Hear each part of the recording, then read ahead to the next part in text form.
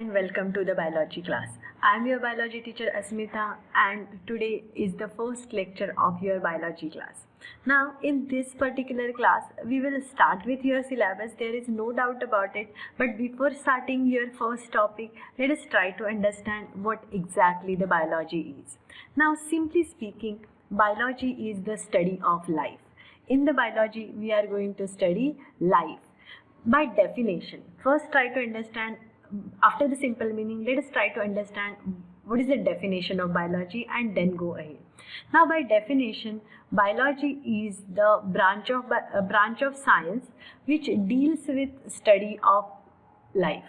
So in the biology, no doubt we are going to study life.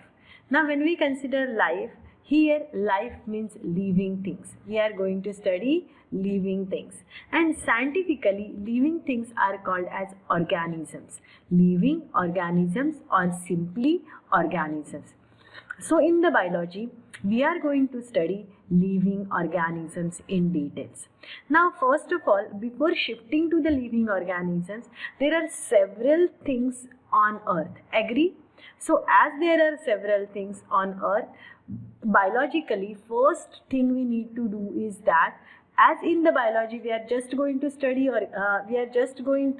organisms, so we should able to differentiate between living and non-living things, because biology is the study of living things only. So the first important thing in the biology is to differentiate between non-living and living things. Okay. So in this topic, basically we will study how exactly to differentiate between living and non-living things. But when we consider living things, there are several different type of living things. Different type of living things on earth. There are plants, there are animals, there are small creatures, there are very large creatures like blue whales. So all these things come under living organisms. So there are huge variety of living organisms, and this variety exists in all the aspects. Like there is variety in obtaining food, there is variety in shape, size, colors, everything. So this variety we are going to study in this topic. When we consider variety, there is huge variety, and living organisms include this huge variety, and in the biology we are going to study even this huge variety. So first thing is we are going to do is to differentiate between living from non-living things, and then whatever living things exist, we are going to study the variety into these living things. So with this knowledge, let us shift to the first topic of our syllabus, that is diversity in living organisms. Now when I consider diversity, something like this picture come in front of us. Now in this picture, pay proper attention, it is very beautiful picture. Now in this picture, one side of the picture show different variety in animals, and another side of picture show different variety in plants. So in this topic basically we are going to study all these varieties. Okay, but before shifting to the study of variety of living organisms, study of diversity in living organisms, let us try to understand differentiation between living and non-living things. So what does we do usually to differentiate between living and non-living? What we do is we apply some criteria, we apply some characteristic, and then we decide if this characteristic is present, the thing is living. If it is absent, then thing is non-living. Such a characteristic we called it as a criteria. So we apply some criteria and then classify living things from non-living things. So see this picture and tell me what do you see.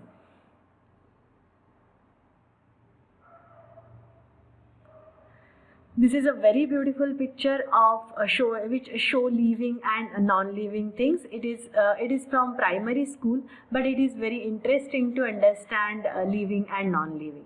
See here, there are photographs of bird, bee, then horse, then duck, then cats. Easily by seeing them we can say those are living. And while ball, pen, then eraser, this stone, this table, all are non-living things. Now how we say this? By watching at the picture, how we say this? You must be saying the birds are flying, the bird is doing movement, the bee is doing movement, horse is doing movement, duck as well as cats are doing movement. So just by watching their movement, we can say they are living or they are non-living. So what we did exactly is that we applied some criteria and we classified them as a living and non-living. So let us consider some criteria which we have studied from childhood, and let us see whether by applying those criteria whether the things are living or non-living. Now when we consider first criteria or first characteristic is locomotion. Here we applied that characteristic, doing locomotion, living, not doing locomotion, non-living. Agree? But this criteria is not always a true criteria. Locomotion literally means changing position, from going from one place to another place. Simply plants also don't show locomotion. Even bacteria, many bacteria don't show locomotion. Fungal spores don't show locomotion. So are they become non-living because of this? Plants become non-living as they are not doing movement, as they are not doing locomotion? Obviously not. Locomotion cannot be always a true criteria for the classification of organisms from non-living to living. Then next usual characteristic we consider is growth. Now growth, when we consider growth, try to understand what growth is exactly. Now let me give you two examples. One example is that a human child is growing. Okay, from a small baby it is now turned to 1 year or 2 years baby. It is grown in size, grown in height, grown in whole overall body mass. Now next thing is there is a construction of one building going on. So in that building also one by one floors are growing. Agree? So I told you growth in two things, in human baby as well as building. Both the things we are saying, they are growing. Agree? But in both the things growth is different. In human baby, growth is basically from internal. Okay, growth is internal. The material, the cells are added from the inside. On the other hand, when building construction is going on, building is growing, that time growth is from external growth. That is, material is added from the externally. We are keeping bricks one above the other and the building is growing on. So there is a difference between the growth of non-living and growth of the living. But still growth is not considered as the perfect criteria for classification of living organisms, or differentiation of living and non-living, because there are several living creatures which do not show considerable growth but still they are living. Next one is, which we studied, is respiration. Now respiration basically refers to two things. Generally it refers to breathing, that is taking in gases and giving out gases, but it is also referred to the production of energy. So here suppose I considered respiration as breathing or respiration as a production of energy. In both the cases many living organisms don't show considerable production of energy. For example, have you ever heard about hibernation? Hibernation is nothing but winter sleep. That American bears which are brownish, reddish brown in color, and which catch those salmon and all. So those bears basically undergo hibernation. Indian black bears don't undergo hibernation. Now hibernation means winter sleep. When the winters are really freezing, okay, that time these basically bears undergo winter sleep. They go in some caves and sleep for throughout the winter, okay, like whether it is 3 months, 4 months or 5 months, okay. And during this time their respiration rate, their energy production rate is really very low. The animal is equivalent to dead. But when the hibernation is over, these animal get up, means they don't die, they just sleep. So respiration also we cannot consider as a proof for living, okay, because many a time the hibernating animals show very extremely low rate of respiration. Another characteristic which we study usually is reproduction as a characteristic for living organism. But reproduction, anyhow, it cannot become a characteristic of the reproduction, because small kids don't reproduce till they are living. Agree? Even many couples in our society which do not give birth to the child, still they are living. We cannot say they are non-living. Agree? Still they are living. So it is having so many exceptions for the reproduction, so it cannot be a proof, or it cannot be a perfect criteria for classification of living organism. Now 4 criteria I have considered, 4 characteristics I have considered, and for every characteristic I am saying it is not a perfect criteria for classification of living and non-living organisms. Agree? Now what exactly is the criteria for classification now? Now, like us, scientists also were thinking what could be the perfect criteria which will separate living things from rest of the non-living things. So scientists were worried for long duration for this question, how exactly we should classify living and non-living organisms. So they came across a term called as defining characteristic. What is the term? Defining characteristic. So you try to understand what exactly is the defining characteristic. Now it is a characteristic or it is a criteria, but it is such a specific criteria if this criteria or this characteristic is present, then the organism is living, and if it is absent, if that particular characteristic is absent, the thing becomes non-living. So it is the exact characteristic which will differentiate between living and non-living. So it is such a characteristic, if it is present, thing is living, and if it is absent, thing is non-living. Okay. So then scientists started searching for such a defining characteristic, and they came across the first thought which came in their mind is about metabolism. Now try to understand what is metabolism. Now metabolism, to understand metabolism you need to understand few things first. Now every organism's body, every living thing's body is made up of cell, whether it is single cell or many cells, but it is made up of cells. And inside the cell, suppose I observe inside the cell there are several reactions going on.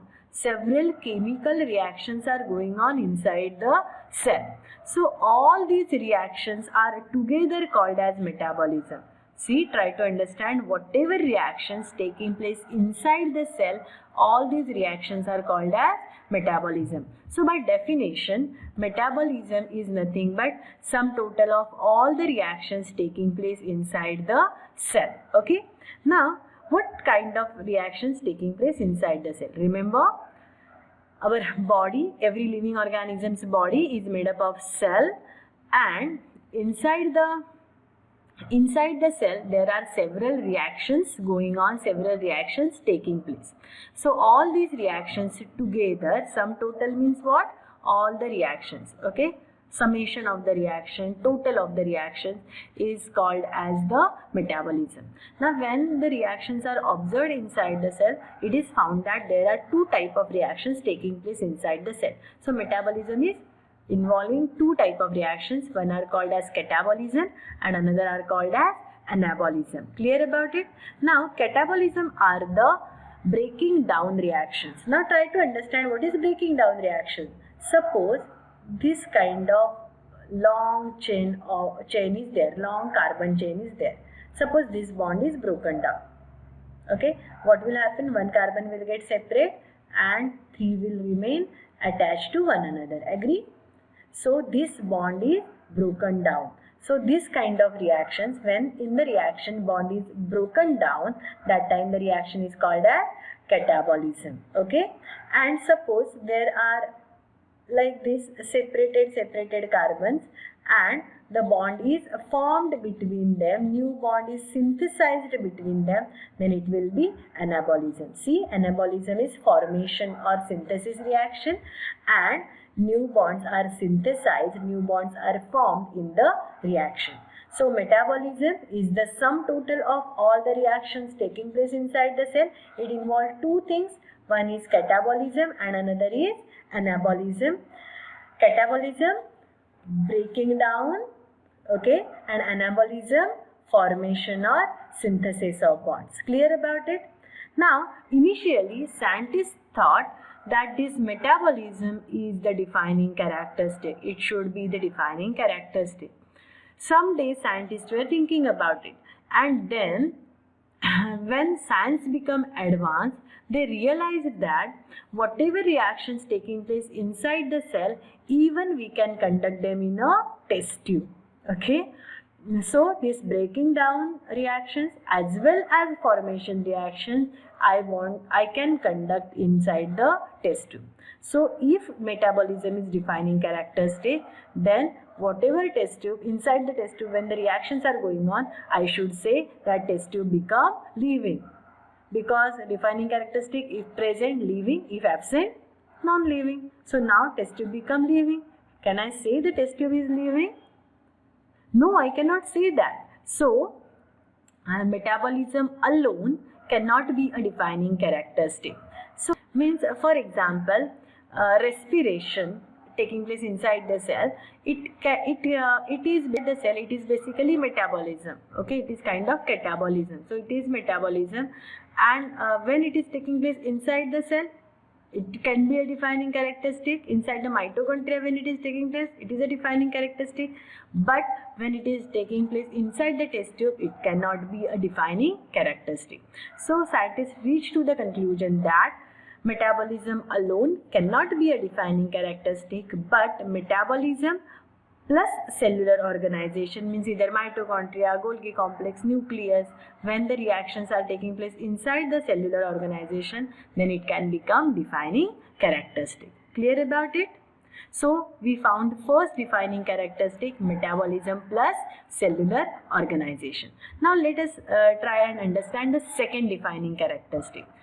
Now here I am directly writing second defining characteristic, sense the environment and respond to it. Now try to understand this properly. What is sensing the environment and what is responding to it? Now when the temperature rises, okay, then we start sweating. Agree? So rise in the temperature is the environment change. My body sensed that change in environment and my body responded to it by sweating. Agree? When the plant is not getting water, plant leaves become shrink. So plant sensed that water is not available, its leaves got shrink. So it is sensing the environment and responding the environment. When we touch that touch me not plant, what happened? It closes its leaves. So what happened? My touch is, when I touch the plant sensed it and it closed its leaf, that is its response. So every small or the larger organism, microscopic or very huge organism, every organism have this capacity to sense the environment and respond to it. And this capacity, this sensing the environment and responding to it, is considered as very important and second defining characteristic of living organism. So right now we are having two defining characteristics. One is metabolism plus cellular environment, cellular organization, and another is sense the environment and respond to it. So these two characteristics, if they are present, the organism is living, and if that is absent, the thing becomes non-living. Okay, so with this knowledge of defining characteristic, now we can define living organism. The definition of living organism is living organisms are self-replicating, evolving, self-regulating and interactive systems capable of responding to external stimuli. Okay. Remember about the defining characteristic as well as living organisms definition. So this is all about the first video. So in the next video we will study the next part of the topic. Till then, goodbye, take care.